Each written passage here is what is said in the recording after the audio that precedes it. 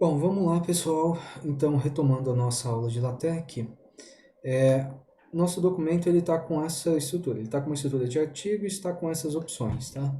Para ficar melhor a visualização, vamos colocar a opção aqui de fonte de 11 e vamos remover essa opção de two columns, tá? Vamos deixar a coluna simples. Vamos voltar àquela estrutura antiga que eu acho que fica melhor a visualização. Tá legal? Bom, então nós vamos explorar alguns aspectos aqui do nosso código da estrutura do documento artigo. Mas boa parte do que está sendo feito aqui vai se estender a outras estruturas que nós vamos comentar daqui a pouco, tá bom?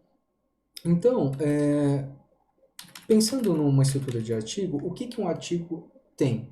Um artigo sempre tem um resumo. Tá? Então, como é que faria para colocar um resumo aqui? Então, bastaria que a gente viesse aqui no corpo de texto, o resumo virá depois do título. Então, eu vou colocar aqui depois do título, eu vou colocar aqui o ambiente Begin Abstract, né? Begin Abstract, End Abstract, e vou colocar aqui o libsum, né? Vamos colocar o libsum 6. Então, lembrando o que o libsum faz, o libsum ele vai lá e pega, gera um textinho aleatório aqui, tá? Então eu estou pegando lá no banco de dados do libsum o sexto parágrafo para compor o meu abstract, meu resumo. E o meu texto ele vai ficar com os parágrafos de 1 a 5, tá certo? Então vamos lá. Vamos compilar isso daqui e ver o resultado. Então olha que bonito, né? Ele criou aqui um abstract, veio antes, né? Ele já controlou o tamanho da fonte, o espaçamento ali das margens laterais, tudo bonitinho, justificado, enfim, tudo certinho. O que vocês devem estar notando e pode estar causando algum tipo de incômodo a vocês é a questão do abstract, né? É a questão da data que tá em inglês, né?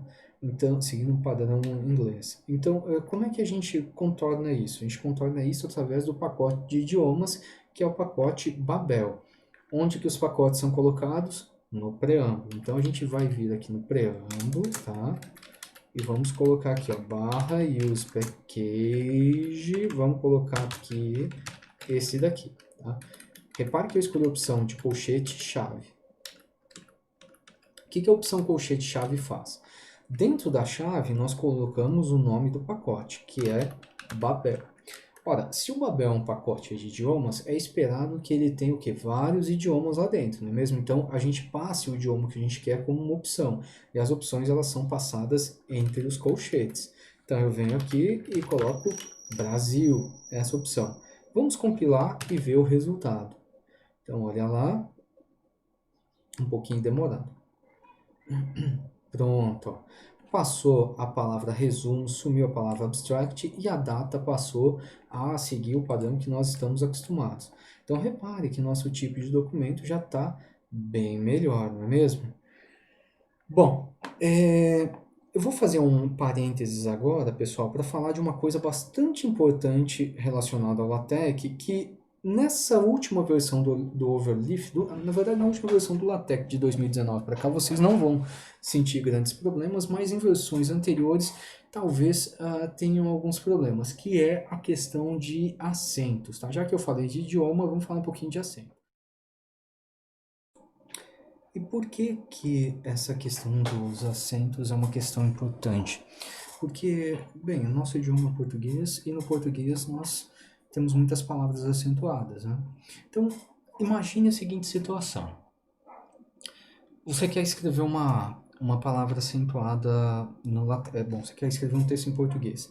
E você está trabalhando com o teu orientador e teu orientador tem um LaTeX mais antigo instalado. No Overleaf, utilizando o LaTeX 2019, você não vai encontrar problema nenhum associado. Então, se você digitar, por exemplo, a palavra está e compilar aqui, tá? Não carreguei nenhum pacote especial nem nada, né? Ele vai, colocou corretamente, não é mesmo? Beleza. Agora,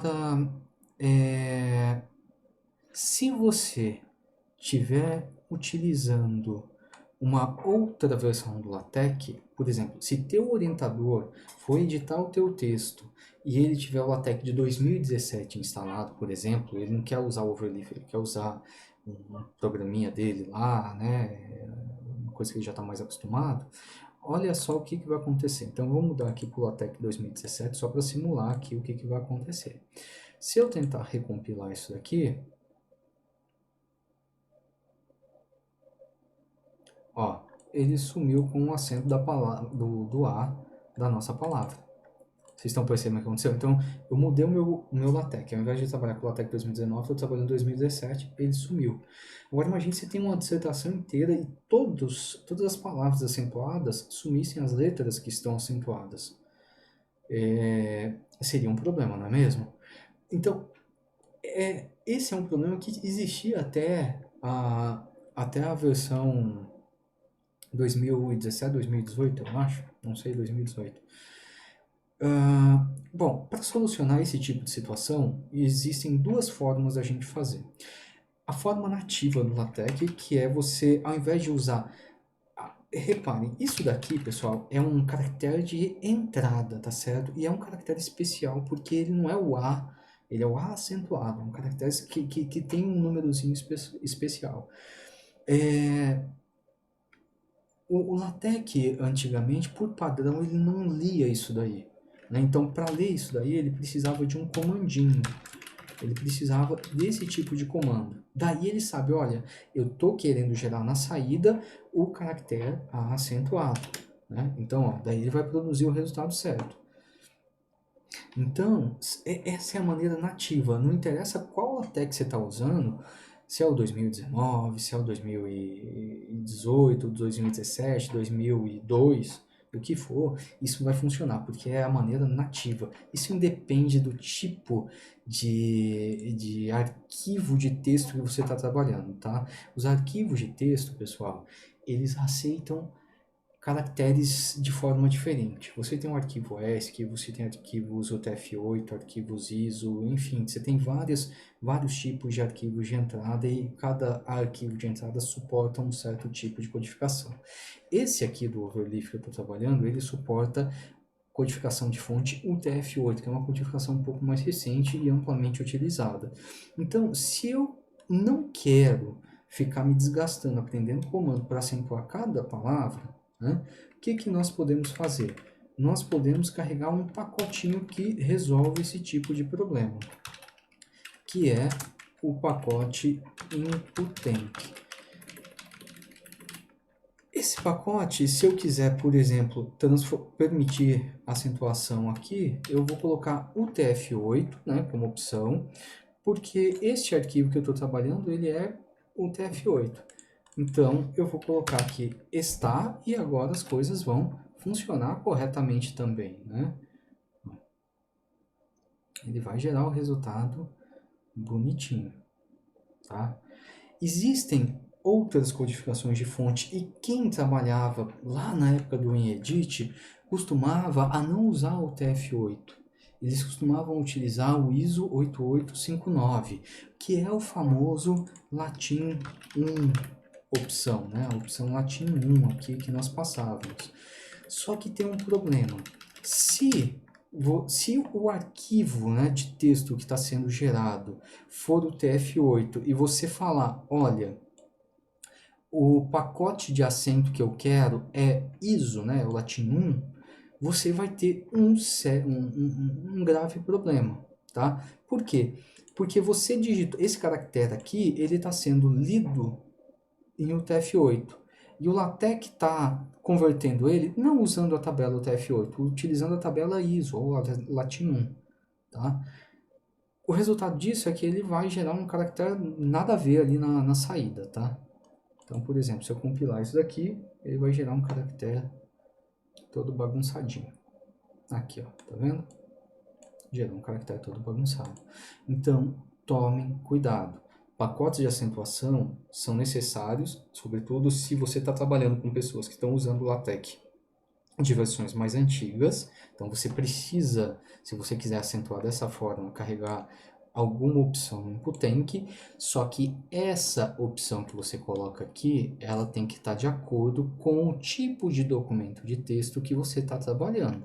Então, por padrão, aqui no Overleaf é o UTF-8. Então, eu venho aqui, coloco o UTF-8 e as coisas vão funcionar perfeitamente. Agora ele volta a ler bonitinho o meu texto, tá bom? Viu? Por quê? Porque a codificação que eu digitei, que é o TF8, está sendo lida e considerada pelo meu pacote input-enk como TF8. Então, ele está achando o caractere correto nessas tabelinhas de codificação de fonte. Evidentemente, pessoal, se vocês estão trabalhando com versões mais novas e mais ninguém está trabalhando com alguma versão antiga do LaTeX, você tem essa certeza, você pode omitir isso daqui e as coisas vão funcionar, tá bom? Pegar essa questão da codificação de fonte é um assunto bastante complicado. Dê uma procuradinha aí no Google sobre mais informação, mas é crucial, tá, pessoal? Quando vocês estão trabalhando com pessoas que não estão utilizando essa mesma plataforma, isso pode ser um problema, ok?